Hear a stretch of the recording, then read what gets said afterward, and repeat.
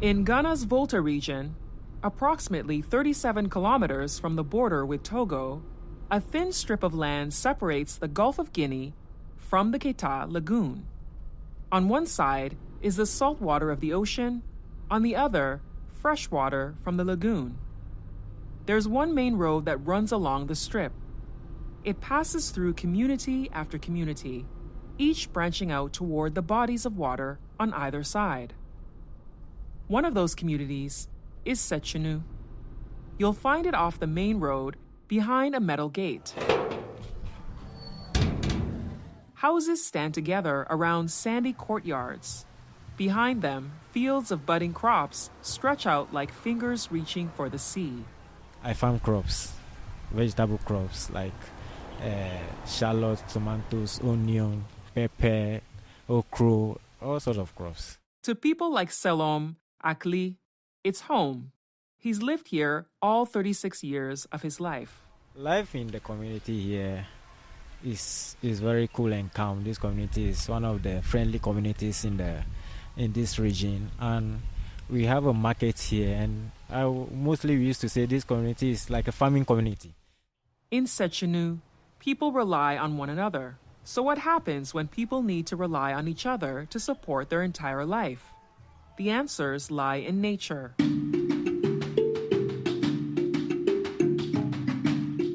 Welcome to Nature Answers, rural stories from a changing planet.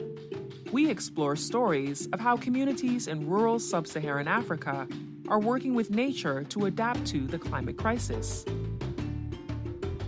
I'm your host, Ivy Prosper. Today, we're headed to a place just 2 hours east of me, to the Keta Lagoon. Like many communities in the Anloga district, Setsinu is home to farmers. Farming in a small community means members have to support other members. Maybe when one needs help in the farm, you come and help your brother to do the work that he's supposed to do. So that if one person is supposed to do something for about 3 days, others will come and help that person to do that work. Within 1 hour, the work will be done. So we support each other in the farm.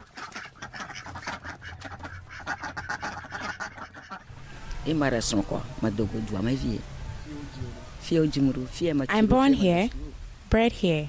I even went to school here. That's Olivia Abogado speaking Ewe. She's 76 years old and has lived most of that time in Setsinu. She explained that the community makes use of both nearby bodies of water. Here we're farmers and fishers, lagoon fishers and marine fishers. So we have 2 types of fishing, which is the marine fishing and the lagoon fishing. Plus, farming is our main activity as far as economic activities are concerned in this town. Historically, the waters around Setsinu have created life and meant economic prosperity. But recently, climate-induced catastrophes have turned the water against the community. The water is gushing out from the spill gate here at the Akosombo Dam. This is what you see live images from Mepe in the Northern District, and these are buildings that are totally submerged in the water. And you see military men also assisting. In 2023, floods devastated the Volta region. Over 26,000 people were displaced. Entire farms were submerged. The land was literally disappearing. It feels like you've never seen this before. That's the first time that you wake up one morning and you see that the land has been taken away by water. The flood came and it destroyed a lot of crops and the animals. We are farming community and we feel bad. Our farms are farmed on low land, and when the water comes like that, it affects all the farm. All the crops are gone, all the animals are gone. We don't realize anything. There is no profit. We don't make any profit. So the investment all is lost. We don't have anything to take out of the farm or to take to the market and sell and get anything. For farmers like Selorm, seeing that land disappear meant seeing your livelihood disappear as well. You feel so bad, like something huge has been taken away from you, because that farm you plant that after you harvested the crop, this is what you are going to use all the profit. This is what you are going to use it for. Maybe you are planning for the whole year that when I farm this one, after this year, after this month, I'll do this and I'll do that. But when the flood comes and you wake up one morning, your farm has been flooded. Wow, it's like your whole life has been taken away. It's like you are empty. You don't have anything left. This really drove home an unfortunate reality. Setsinu's location between two bodies of water created prosperity and opportunity. But as climate change began to threaten, that location became a liability too. People used to say we are blessed. The sea is not far from us, and the lagoon too is not far from us. We can go and fish in the sea, we can go and fish in the lagoon. So we are blessed with that one. But sometimes the way it affects us is it's not easy. Farmer Simon Akukoku Avor explained the impact heavy rainfalls have on farming in the community.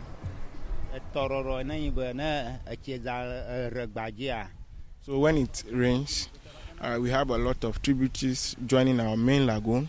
So those tributaries feed the waters into our lagoon, which makes it flooded. And since it's salty water, it floods into our farms and it takes all our crops. Sylvanus Nyidewu, also a farmer in Setsinu, said he saw differences in the community before and after the floods. This community is a hardship. It's a hardship because of our flooding system. Before the flood happened, we are farming well. We farm and then we get money. Olivia saw lands she had known and worked her whole life swallowed up under the tides.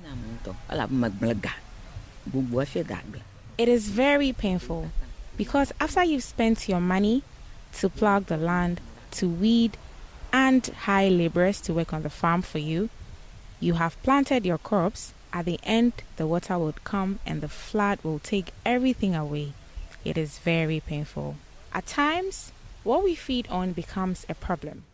Many of the women in Setsinu farm, but many also act as support roles, dealing with the sale of produce. In this community, some of us women, we farm. Some don't. They buy the produce and send it to the market. So they are more like marketers of our farm produce. When the heavy rains and floods started, suddenly the role as marketers was under threat.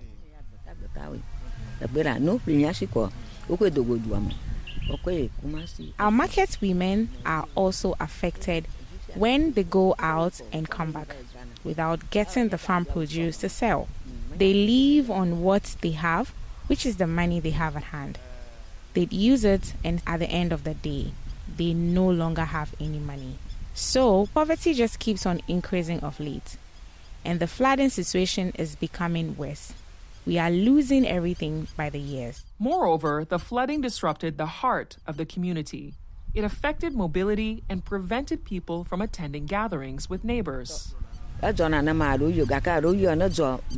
Just last year, everywhere was literally flooded, and we could not even get out of our homes to our neighbors or funerals. Even funerals were not held. Yes, because everywhere got flooded. Floods halted income, and that in turn upended the entire family structure. We feed on part of the farm produce and we sell them. We also send part to Keta for their school fees. But right now, some of them are school dropouts. Due to the situation, some have been given to other people to take care of. The youth were affected by more than schooling. Simon Akukoku Avor says he worries about where some will end up without farms providing stability to the community. There'll be a lot of social vices, stealing, poverty, and hunger. He also said he's worried that they don't understand the value of the land. Most of our youth today rely solely on monetary issues. So when you want to teach them something or you want to bring them closer to something dirty, they charge exorbitantly. So right now, those of them that are ready to work, if we call them, they charge exorbitantly. So those we can afford, we pay them. Those that are ready, their charges are high. For other older members of the community, though, the devastating potential of the floods was never in question. That's because some of them have seen them before, years before. As Olivia explains, the people of Setsinu have been dealing with them for decades, but the effects of climate change have intensified the problem. It has been like 30 years now. It has become worse than it was before. Formerly, it's only the lagoon that gets flooded, and it only comes to the edge of the farms. But right now, as we are speaking, even our farms get flooded and our crops all get destroyed. So we don't even get any of our farm produce to take home. When it started, we had constructed bunds to block the water from entering our farms. But as we progressed, we gave birth and we neglected the practice. We left the practice as we've not been practicing it. So it has made it worse than before. Bunds. All those years ago, the people of Setsinu came up with a solution that could help stop those rising tides. Now they had come together as a community to discuss the problem. Simon, as a leader in the community, curated meetings on the subject. Sylvanus explained, this time speaking Ewe, that these meetings had to take the whole community's perspective into account. We have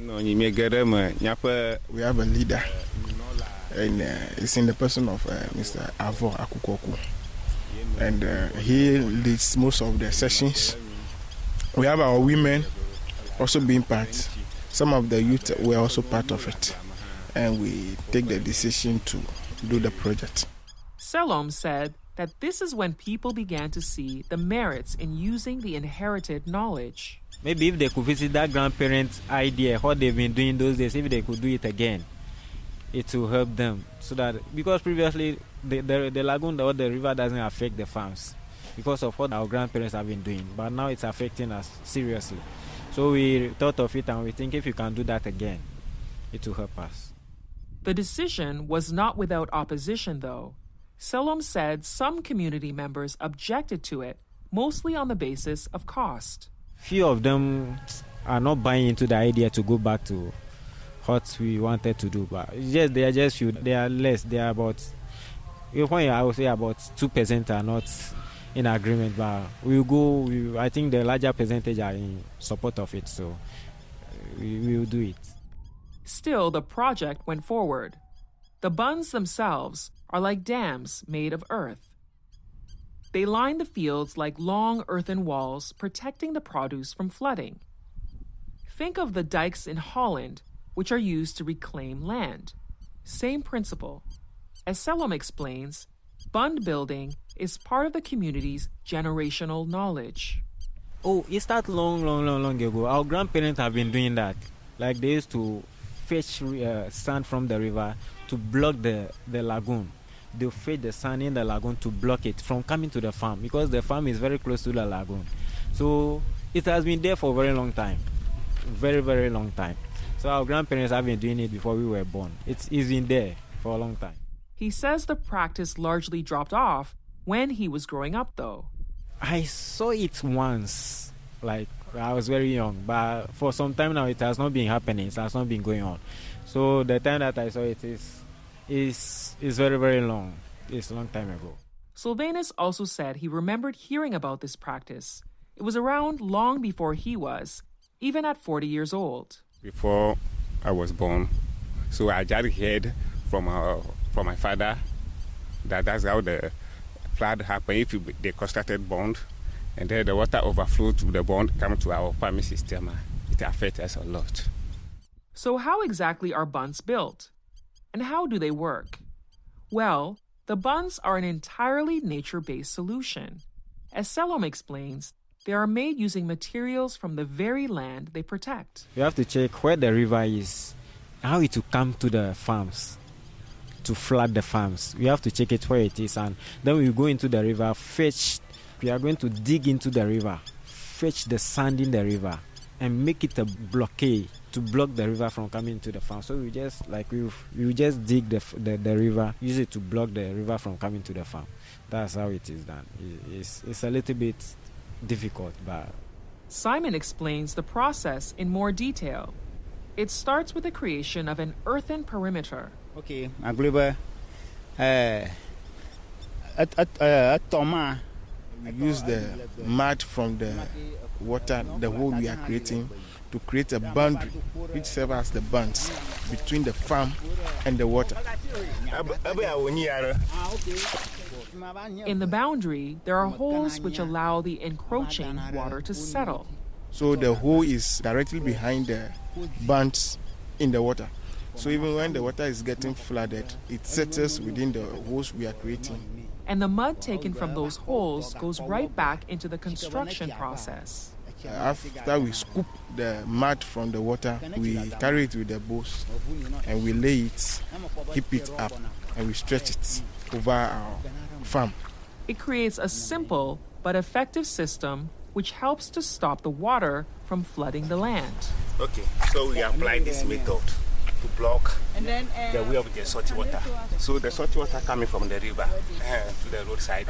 So as we apply this traditional method, we block the way of the salty water. So as the wind is blowing, so you have to remove it so that the water must run from the roadside to the river. Olivia explained that 30 years ago, women were often in support roles to the men when they were building. Those days, when they were constructing it, women did not participate fully in it. We only cooked for the men to eat whilst they worked on the construction. But now things are different. As we are starting now, even women are participating. Yes, we are no longer cooking for them. We would no longer sit down and watch them to do everything by themselves. We would also fully participate in it. The building process is not always easy. However, Simon said that doing all of the construction work by hand can be tiring and costly. Other means could make the process easier for everyone involved.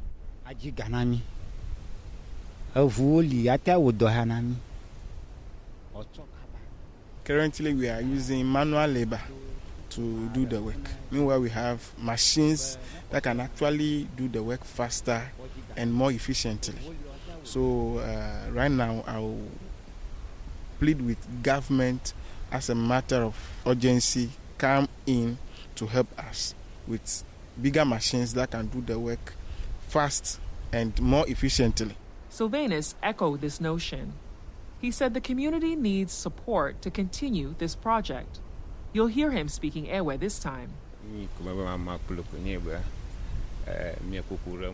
What I have to share is we need support to do this project once and for all. There are machines that can do this work more efficiently than we are doing manually. So I want to plead with anyone that will have access to this podcast, donor supporters, government, to help us do it more innovatively so that our livelihood will be protected. The extra efficiency and innovation could bring the projects to new heights and bring about more benefits, and there have been many benefits. Sitting among the houses of Setsinu, Olivia explained how this nature-based solution has improved her life in the past. I would say I have benefited a lot. Even the buildings around us, I built them with my own money. Everything around here, I built it from the money of the farm produce.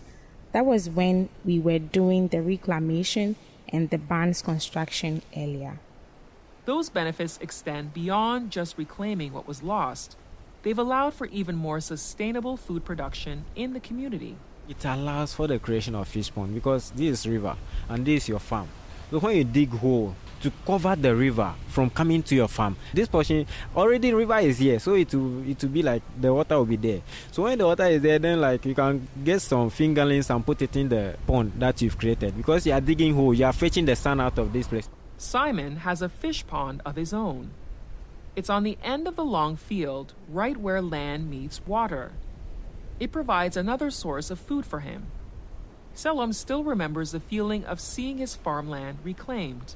Oh, reclaim. If you reclaim the land back, then like our life is brought back because we are now coming back to our normal life that we've been living. The land will become new again and we are going to farm on it again and our life will be brought back again. Beyond just this, he said there has also been a positive impact on the community's productivity. The biggest benefit to the community, I think, is giving us a work. We are not going to be unemployed. We are getting a work to do. We are getting some finances to feed ourselves and to feed our families, to live a life. That's one of the biggest benefits. We are not going to depend on government or anybody to give us anything. We are going to depend on our strength, to depend on ourselves. And whatever we gain from our farms, that's what we are going to feed on. As for Simon, he says he's optimistic about the future of farming in Setsinu, as long as the bunds continue working. If we're able to continue and implement the bund construction well, all this place will be protected from the flooding and our farming business will continue and do well. And despite financial and labor setbacks, the farmers of Setsinu are determined to keep the practice alive. Sylvanus says he hopes to. I'll pass the process on to my children, farming and the bund construction and the land reclamation. So I will encourage them to take it up and find innovative ways of improving on it so that they will also not end up like we are doing now, that the flood will have to come. They will have to be prepared at all times. After all, in Setsinu, generational knowledge has created prosperity before. Selorm says that his forefathers taught him and his generation much of what they know about farming. And now, maybe his generation will teach as well. Yes, knowledge has been passing through from our grandparents to this generation. Sometimes we add a little bit of our knowledge that we learn from school. So our grandparents, what they have been doing is the same thing that we have also been doing. So it has been passing through to us. Like when you look at this season, we have June, July, August. This is the season that we plant tomatoes. Our forefathers have the idea of this. When you don't plant tomatoes at this time, you plant it in January, February to not yield crops. Our forefathers have studied this and they've put it down for us, and we are now living on it from what we are studying in our schools, various schools. We are adding a little bit. Our grandparents have been there, like whatever they have been doing, that's what we have also been doing.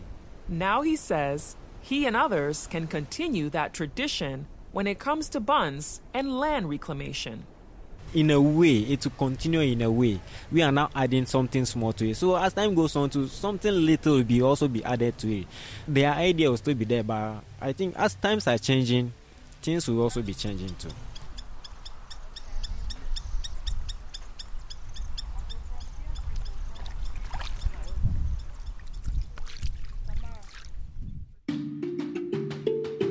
This is Nature Answers from Farm Radio International. You can learn more about nature-based solutions and the people implementing them by subscribing to Nature Answers wherever you get your podcast. Find pictures of the people you heard from today at farmradio.org/natureanswers. You will also find transcripts and more about nature-based solutions there. You can also follow us on social media at Farm Radio.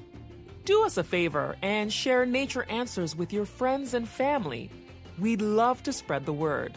Until next time, I'm your host, Ivy Prosper, coming to you from Accra, Ghana.